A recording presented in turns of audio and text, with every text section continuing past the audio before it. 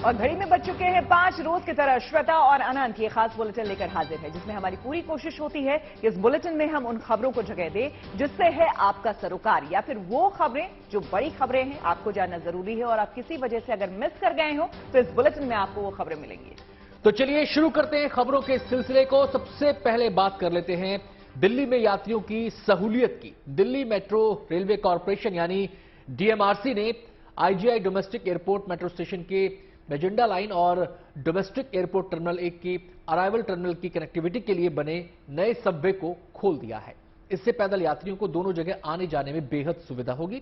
यात्रा के समय को घटाने और बेहतर कनेक्टिविटी के लिए बनाए गए इस सबवे को डीएमआरसी के मैनेजिंग डायरेक्टर विकास कुमार की मौजूदगी में आम जनता के लिए खोला गया। 130 मीटर लंबे इस सबवे के खुलने से अब यात्रियों को आवाजाही में आसानी होगी। बता दें कि सबवे के सभी एंट्री और एग्जिट पॉइंट में 2 एक्सीलेटर और सीढ़ियों के साथ 2 लिफ्ट भी हैं, जिनमें करीब 26 लोगों की क्षमता है। डीएमआरसी के समृद्ध विरासत को दिखाने की कोशिशों के तहत सबवे को आकर्षक कलाकृति से सजाया भी गया है, तो इससे सबसे ज्यादा यात्रियों को यहां पर सुविधा होने वाली है। मेजेंटा लाइन के खुलने से बेहतर कनेक्टिविटी होगी। T1 के अराइवल टर्मिनल से इसका जुड़ाव होगा। तो आप देख सकते हैं इसकी शुरुआत हो चुकी है और डीएमआरसी जो है वो पूरी तरह से इसकी डीएमआरसी के देखरेख में ये सब कुछ हुआ है।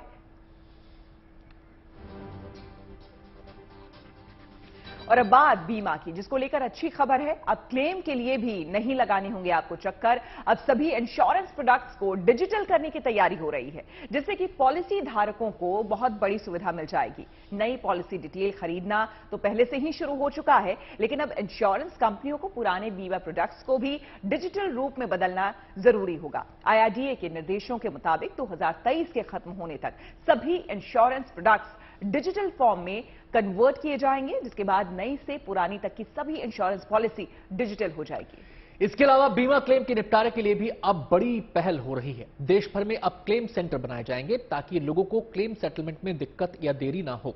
हेल्थ इंश्योरेंस की तरह ही दूसरे बीमा क्लेम्स के निपटारे के लिए भी सभी क्षेत्रों में क्लेम सेंटर खोले जा रहे हैं, जिससे हेल्थ इंश्योरेंस की तर्ज पर सभी बीमा क्लेम का निपटारा 30 दिनों में हो सके। आईआरडीए का बीमा सुगम पोर्टल भी जल्द लॉन्च होने वाला है, जो बीमा से जुड़े कामकाज के लिए बहुत मददगार साबित होगा।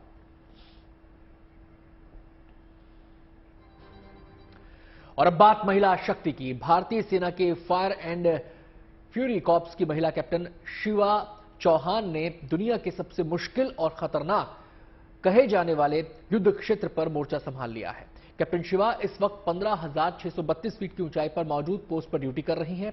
ये पहली बार है कि आर्मी ने किसी महिला को सियाचिन ग्लेशियर में तैनात किया है और इसी के साथ कैप्टन शिवा दुनिया के सबसे ऊंचे युद्ध क्षेत्र में तैनात होने वाली पहली महिला अधिकारी बन गई है। उनकी तैनाती कुमार पोस्ट पर की गई है, जो कि उत्तरी ग्लेशियर बटालियन का हेडक्वार्टर है। आपको बता दें कि राजस्थान की रहने वाली कैप्टन शिवा चौहान ने उदयपुर से अपनी स्कूलिंग की। सिविल इंजीनियरिंग में बैचलर डिग्री लेने वाली शिवा चौहान ने चेन्नई में कड़ी ट्रेनिंग ली और फिर उन्हें इंजीनियरिंग रेजिमेंट में कमीशन किया गया है, जिसके बाद उन्होंने बर्फीले तूफान और मुश्किल हालात में भी ट्रेनिंग हासिल की और अब मुश्किलों से भरे मोर्चे पर मुस्तैदी से डटी हुई हैं कैप्टन शिवा चौहान। तो दुनिया के सबसे ऊंचे युद्ध क्षेत्र में इस वक्त कैप्टन शिवा चौहान है और इसी के साथ उन्होंने इतिहास भी रच दिया है। और जिस कुमार पोस्ट पर इनकी तैनाती हुई है वहां कितनी विषम परिस्थितियां होती हैं श्वेता, इसका अंदाजा आप इसी बात से लगा सकते हैं कि दिन के समय भी वहां पर -21 डिग्री टेम्परेचर रहता है, यानी कि जिस टेम्परेचर में आपके लिए बमुश्किल 5 से 7 मिनट खड़ा होना भी मुश्किल है, आप बमुश्किल 5 से 7 मिनट खड़े हो सकते हैं। वहां पर ड्यूटी करना, कई घंटे की पेट्रोलिंग करना, ये कितना दुर्गम इलाका है, इसको देखकर, इन तस्वीरों को देखकर इसका अंदाजा लगाया जा सकता है। निश्चित तौर पर महिलाएं जो हैं इससे काफी प्रेरणा लेंगी। और कश्मीर के शोपिया में आपको बता दें पहली बार आधुनिक हेल्थ लेबोरेटरी खोली गई है। इस हाईटेक लेबोरेटरी के खुलने से लोगों को अब शोपिया से बाहर नहीं जाना पड़ेगा। पहले उन्हें बीमार होने पर जरूरी टेस्ट कराने के लिए श्रीनगर या फिर किसी और जगह रुक करना पड़ता था, लेकिन अब ऐसा नहीं होगा। इस खास लेबोरेटरी में तमाम तरह की बीमारियों के लिए जरूरी जांच हो सकेगी, चाहे वो सांस से संबंधित रोग हो या कोई और। इस लैब का निर्माण इंटीग्रेटेड डिजीज सर्वेलांस प्रोजेक्ट के तहत किया गया है। इसके लिए केंद्र सरकार ने फंडिंग की। इससे पहले केंद्र सरकार शोपियां में अस्पताल का निर्माण भी करवा चुकी है।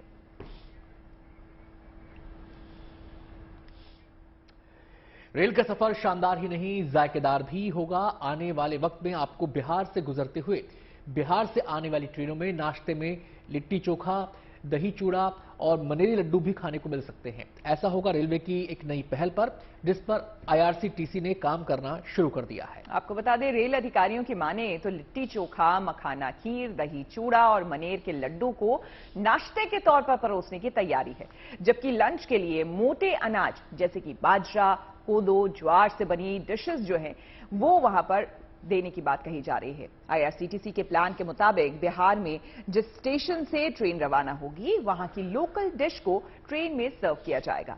रेलवे के इस फैसले से स्थानीय कारोबारी और दुकानदार भी खासे खुश हैं। नई कारोबारी संभावनाओं के चलते इन्हें लगता है कि शहर या फिर प्रदेश की पहचान अब पूरे देश में होगी। तो अपने आप में ये पहल अनोखी है और काफी सराहनीय ये पहल है, क्योंकि इससे क्या होगा आनंद कि जिस भी इलाके से गुजरेंगे लोग उन्हें उस इलाके के बारे में जानकारी मिलेगी। कम से कम आप फूड के बारे में तो जान ही पाएंगे और इससे इंटरेस्ट भी बढ़ता है कि आप इस इलाके से गुजर रहे हैं तो वहां और क्या क्या चीजें मिलती हैं या वो राज्य कैसा है उस बारे में आप जान पाएंगे। तो लोकल से ग्लोबल की तरफ हम बढ़ने की दिशा में कदम बढ़ा रहे हैं और मुझे लगता है श्वेता, ये शुरुआत बिहार से भले ही हो रही हो, बिहार की ट्रेनों में इसकी शुरुआत भले ही हो रही हो, लेकिन आने वाले दिनों में जिन जिन राज्यों की ट्रेनें उनसे गुजरेंगी वहां पर उन लोकल डिशेस को शायद परोसा जाए। इस एक्सपेरिमेंट को हो सकता है पायलट के तौर पर इसका इस्तेमाल किया जाए, उसके बाद इसके नतीजों के आधार पर आगे इसका और दायरा बड़ा किया जाए, यानी कि जिस राज्य से आप गुजरे वहां के आंचलिक जायके को आप चख सकें। और पता है अनंत, इससे एक और अच्छी बात होगी, जो आने वाला जो नई पीढ़ी है, जो यंगर जनरेशन है, वो काफी कुछ नहीं समझती, वो बस यूट्यूब में फंसकर कहीं ना कहीं रह गई है। तो मुझे लगता है कि जब वो गुजरेंगे ना तो कहीं ना कहीं उसके स्वाद को जानेंगे, पहचानेंगे, तो उस राज्य, उस जगह के बारे में और ज्यादा इंटरेस्ट उन्हें होगा जानने। और अब आपको दिखाते हैं कला उत्सव के दिव्य रंग, जिसका ओडिशा के भुवनेश्वर में आगाज हुआ है। यहाँ के रीजनल इंस्टीट्यूट ऑफ एजुकेशन में छठे राष्ट्रीय कला उत्सव का मंगलवार को शुभारंभ हुआ, जिसमें बच्चों की बहुत ही सुंदर प्रस्तुति देखने को मिली। लोक संस्कृति की छटा बिखेरते हुए बच्चों ने शानदार ओडिसी नृत्य से कार्यक्रम में समा बांध दिया। इस 5 दिवसीय राष्ट्रीय कला उत्सव के शुभारंभ के मौके पर केंद्रीय शिक्षा मंत्री धर्मेंद्र प्रधान भी मौजूद रहे। स्कूली बच्चों की शानदार प्रस्तुति का भी उन्होंने आनंद लिया और ताली बजाकर बच्चों की हौसला अफजाई की। 3 से 7 जनवरी तक चलने वाले इस कला उत्सव में देश के सभी राज्य और केंद्र शासित प्रदेश के 38 कल्चरल ट्रूप के करीब 800 प्रतिनिधि हिस्सा ले रहे हैं।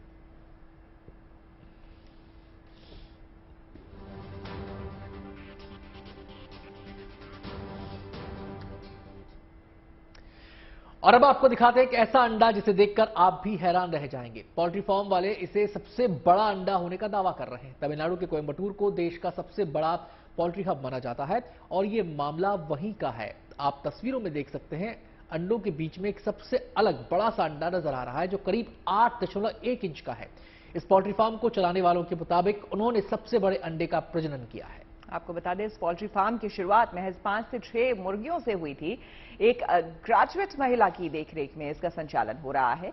उनके मुताबिक उन्होंने घर में ही इसकी शुरुआत की थी, जहां अब मुर्गियों की संख्या बढ़कर 50 से ज्यादा हो चुकी है और अब यहां सबसे बड़े अंडे का प्रजनन हुआ है। जो तस्वीरों में आप देख सकते हैं, ये सबसे बड़ा अंडा यहां पर है। 8.1 इंच का ये अंडा है, जो कि अपने आप में अनोखा देखने को मिल रहा है और सबसे बड़े अंडे का प्रजनन हुआ है, ये बताया जा रहा है इस पोल्ट्री फार्म में। तो कोयंबटूर से ये खबर आई है, जो अपने आप में एक अनोखी खबर है। बढ़ेंगे हम अगली खबर की ओर। आपको बता दें कि बिहार में भगवान बुद्ध की ज्ञान स्थली यानी कि बोध गया इन दिनों मिनी तिब्बत के रूप में तब्दील हो गई है। यहां कालचक्र मैदान में तिब्बती धर्मगुरु दलाई लामा के 3 दिन के प्रवचन कार्यक्रम में शामिल होने के लिए देश विदेश के लाखों श्रद्धालु बोध गया पहुंचे। इनमें सबसे अधिक संख्या में तिब्बत से आए लोगों की थी, इसलिए बोध गया के चौक चौराहों पर, सड़कों पर और दुकानों में सबसे अधिक तिब्बती लोगों का जमावड़ा दिख रहा है। बोधगया में तिब्बत के लोगों के साथ साथ कई देशों के लोग एक साथ देखने को मिल रहे हैं। इसके कारण यहां विभिन्न संस्कृतियों का संगम नजर आ रहा है। 50 से ज्यादा देशों के लोग इन दिनों यहां आए हुए हैं। पिछले 3 साल से बोधगया में व्यापारिक गतिविधियां पूरी तरह से ठप थी, मगर दलाई लामा के आने से यहां के कारोबार में नई जान आ गई। आपको बताएं कि दलाई लामा के प्रवचन को सुनने के लिए दक्षिण पूर्वी एशियाई देशों के बहुत सारे लोग यहां पर पहुंचे हैं।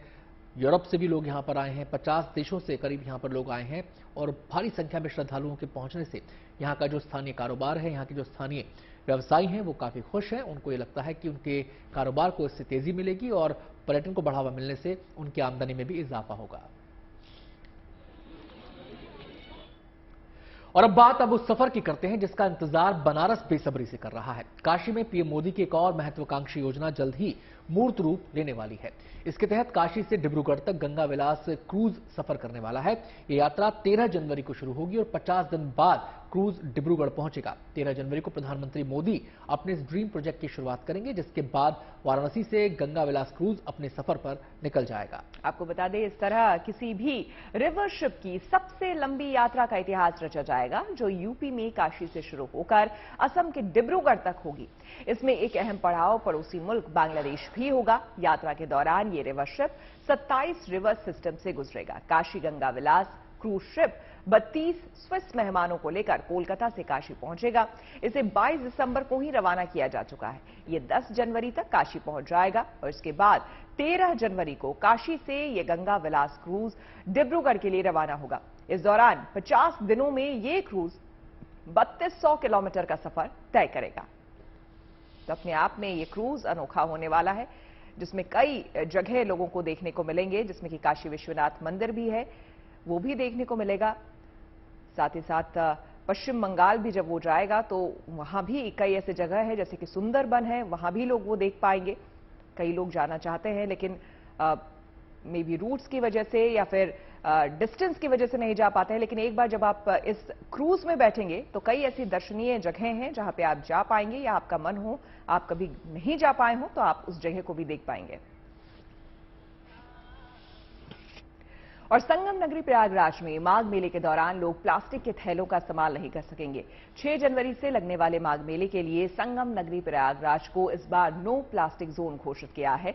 लोगों की सहूलियत के लिए विभिन्न संस्थाओं की ओर से इको फ्रेंडली बैग बांटने की पहल की जा रही है। माघ मेले में आने वाले लोगों को यूको बैंक की ओर से इको फ्रेंडली बैग्स बांटे गए और लोगों से अपील की गई कि वो प्लास्टिक के थैलों का प्रयोग ना करें, उनका इस्तेमाल ना करें।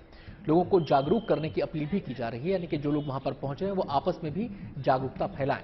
इस माघ मेले में 6 करोड़ से ज्यादा श्रद्धालुओं के आने की संभावना है। मेले में प्लास्टिक का प्रयोग पूरी तरह से प्रतिबंधित रहेगा। पहली बार इस माघ मेले को नो प्लास्टिक जोन घोषित किया गया है। आपको बता दें कि पहला जो स्नान होने वाला है वो 6 जनवरी को होगा और यहां पर तमाम सुविधाएं आने वाले लोगों के लिए तैयार कर ली गई हैं। लेकिन एक सबसे बड़ा चैलेंज है कि इस पूरे इलाके को प्लास्टिक मुक्त रखा जाए और उसके लिए बड़े पैमाने पर प्रयास शुरू कर दिए गए हैं।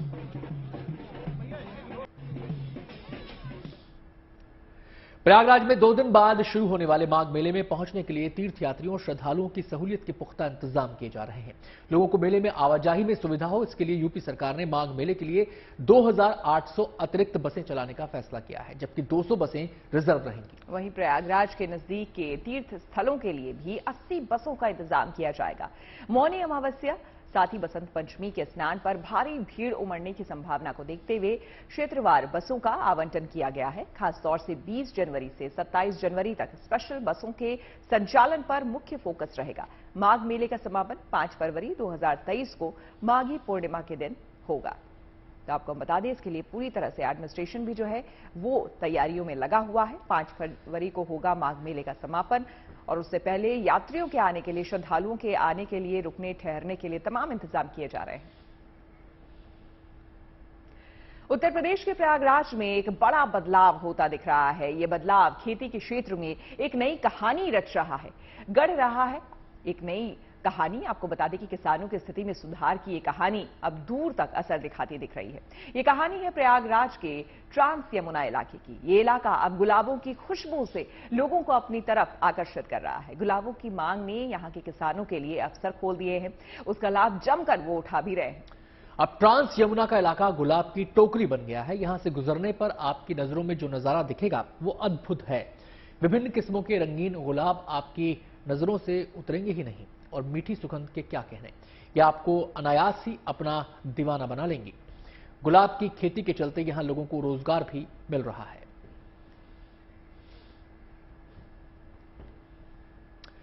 अभी तक आपने सफेद और पीलापन लिए हुए फूल गोभी देखी होगी, लेकिन अब करनाल में वैज्ञानिकों ने अलग अलग रंगों की रंगीन गोभी की वैरायटी भी तैयार कर दी है।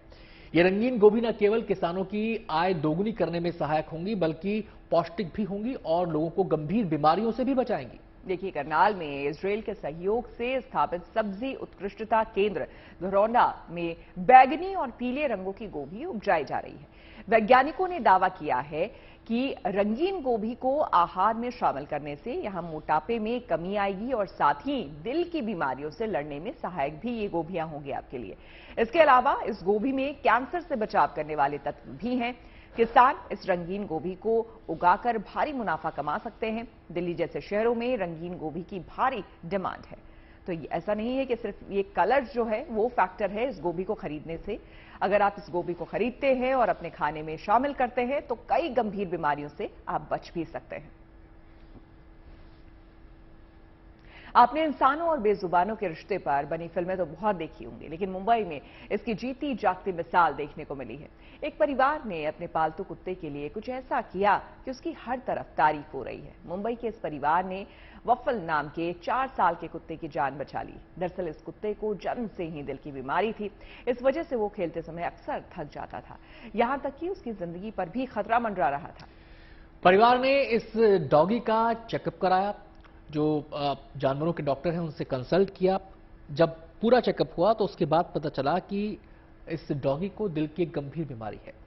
परिवार वफल को डॉक्टर के पास लेके गया, उसे बीमारी के बारे में पता चला और जब ये भी जानकारी मिली कि इसका जो ऑपरेशन है सर्जरी के जरिए ही इसे ठीक किया जा सकता है और भारत में ये मुमकिन नहीं, फिर इसके लिए दुनिया भर में डॉक्टर्स की तलाश शुरू हुई। इस दौरान अमेरिका और यूरोप समेत कई जगहों के डॉक्टरों के नंबर तलाशे गए। इसके बाद जर्मनी के एक पशु चिकित्सक ने इस सर्जरी के लिए हामी भर दी। फिर जर्मनी से cardiac surgeon doctor Mathias Frank को भारत बुलाया गया और उन्होंने सर्जरी सफलतापूर्वक इसको अंजाम दिया सर्जरी को। और अब ये डॉगी पूरी तरह से स्वस्थ है, खेलता है, कूदता है और अब थकता भी नहीं है। परिवार भी इस सर्जरी के बाद और डॉगी को स्वस्थ देखकर काफी खुश है। उत्तर प्रदेश के लखीमपुर खीरी जिले को साल 2023 की शुरुआत में ही बड़ी सौगात मिल गई है। पहले केंद्र और फिर राज्य सरकार से मंजूरी मिलने के बाद जिले के दुधवा नेशनल पार्क में तराई हाथी रिजर्व वजूद में आ गया है। ये एलिफेंट रिजर्व क्षेत्रफल के लिहाज से देश का 8वां और सबसे बड़ा हाथी रिजर्व होगा और प्रदेश में ये दूसरा हाथी रिजर्व बन गया है। इस हाथी रिजर्व में पीलीभीत का टाइगर रिजर्व, बहराइच का कतरनिया घाट और दुधवा टाइगर रिजर्व के अलावा दक्षिणी खीरी रेंज का मोहम्मदी और महेशपुर रेंज भी शामिल किया गया है। इस हाथी रिजर्व के बनने से सबसे बड़ा फायदा किसानों को होगा। हाथियों की वजह से किसानों की खेती का नुकसान होता है। अब हाथी रिजर्व बनने से फसल का मुआवजा देने में आसानी होगी। नए साल में उत्तर प्रदेश राज्य के लिए एक बेहद ही खुशी की खबर आई। भारत सरकार के स्तर से पहले ही मंजूरी मिली थी और राज्य सरकार ने भी इसकी अधिसूचना जारी कर दी और तराई हाथी रिजर्व अस्तित्व में आ गया। तो ये सभी प्रदेशवासियों के लिए तो बहुत ही हर्ष का विषय है कि ये प्रदेश का दूसरा हाथी रिजर्व बना है, देश का 33वां हाथी रिजर्व बना है और प्रदेश में पहले से जो हाथी रिजर्व था उसकी तुलना में लगभग चौगुना है इसका क्षेत्रफल। आपको बता दें कि ठंड सिर्फ हम इंसानों को ही नहीं सता रही, बल्कि बेजुबान जानवर भी ठंड का सितम झेल रहे हैं। ऐसे में लखनऊ के चिड़ियाघर में जानवरों को ठंड से बचाने के लिए कुछ खास इंतजाम किए गए हैं। यहां जानवरों के बाड़ों में हीटर लगाए गए हैं। इस चिड़ियाघर में आप अजगर या फिर मगरमच्छ को हीटर के आगे लेटा हुआ देख सकते हैं। ऐसा ही इंतजाम बंदरों के पिंजरों में भी किया गया है। इसके अलावा यहां ऐसे बाड़े बनाए गए हैं जहां दिन के वक्त सूरज की रोशनी पड़ती है ताकि जानवर सर्दियों में धूप सेक सके। साथ ही चिड़ियाघर प्रशासन ने जानवरों की डाइट में भी बदलाव किया है। मांसाहारी एनिमल को उबला हुआ मांस दिया जा रहा है, जबकि शाकाहारियों को इस मौसम में होने वाली सब्जियों और फलों से उनका पेट भरा जा रहा है। जानवरों की पूरी सुरक्षा की जा रही है। ठंड बढ़ रही है, ये बात आप बिल्कुल सही कह रहे हैं। जहाँ पे आवश्यकता अनुसार वहाँ के चिकित्सक जो जू के होते हैं या वहाँ के जो स्टाफ है वो जहां बतलाता है वहां पर हीटर आदि का इंतजाम किया गया है।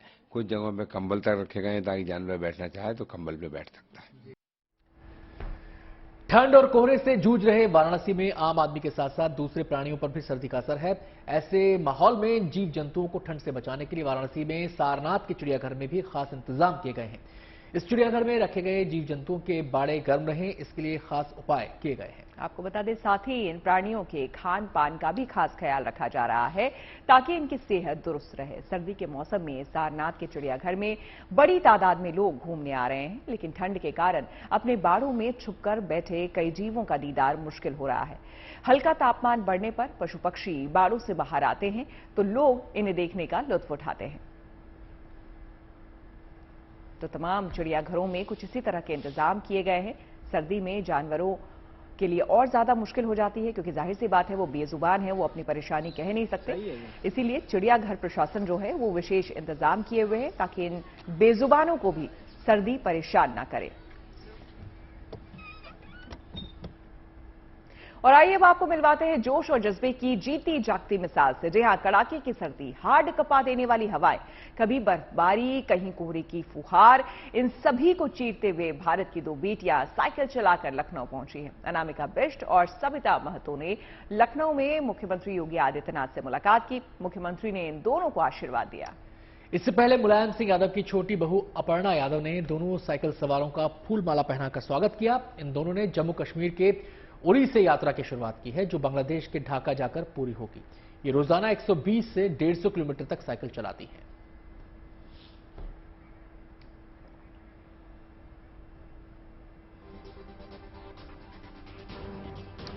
और हमारे इस खास बुलेटिन में फिलहाल इतना ही।